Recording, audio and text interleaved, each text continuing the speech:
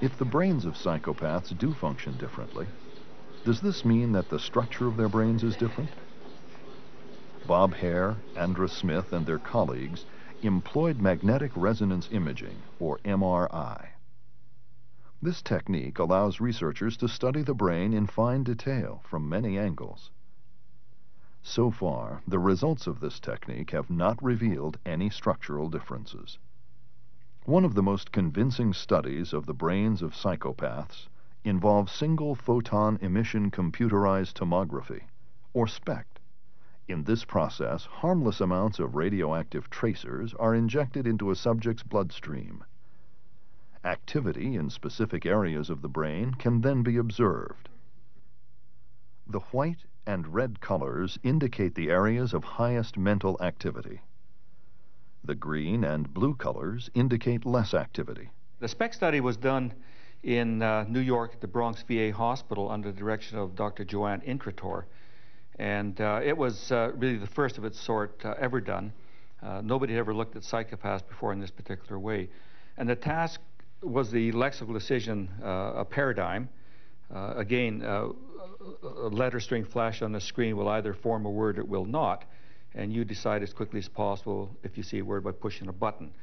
And some of the words are neutral in connotation, some are emotional or affective in connotation.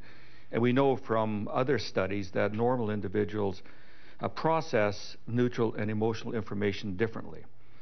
We also know from event-related potential studies measuring EEG in a lexical decision task that psychopaths actually differ from normal individuals in the way they process this sort of information. To make a long story short, the psychopath seems to interpret, process, and perhaps use emotional information as if it was neutral information. So the brain potentials that we would record from the surface of the scalp, from the surface of the skull of psychopaths, would look the same to neutral as to emotional words in this lexical decision paradigm, which is quite intriguing, and it tells us that perhaps the psychopath doesn't really extract emotional information from words in the same way that most other people would do. So this led to the brain imaging study, the SPECT study done in New York. The normal individual, the non-psychopathic individual, shows widespread activation of the brain in performing this particular task, which makes a lot of sense when you think about it. The task is simple on the surface. Is it a word? Push a button. But on the other hand, the brain processes involved are very complex. Many different parts of the brain have to be activated. And this is exactly what we find with the non-psychopathic individual in this task. And it's represented by widespread activation in the brain, indicating that language areas are highly activated. You can certainly see them in the slides. And some activity towards frontal part of the brain. In fact, there's a very nice anterior-posterior gradient where most of the activity is towards the front part of the brain. Also some activity on the right side as well. Now, for the emotional words, which are all negative in connotation, we see that there's fairly substantial activation in the right hemisphere as well, which is not unusual. We know that the right hemisphere plays an important role in processing negative emotion, negative affect. If we look at the psychopaths, we get quite a different picture. And in fact, the slides themselves are almost too dramatic. People would look at them and say, well, there's something wrong here. Are you really looking at somebody who's awake and alert and active? Well, in fact, these individuals were active. They were performing the task as well as the non-psychopaths were performing, but different parts of the brain were activated. You can see quite clearly that, in fact, the part of the brain that was activated most was the occipital cortex, the back part of the brain. Now, this is rather intriguing when you think about it.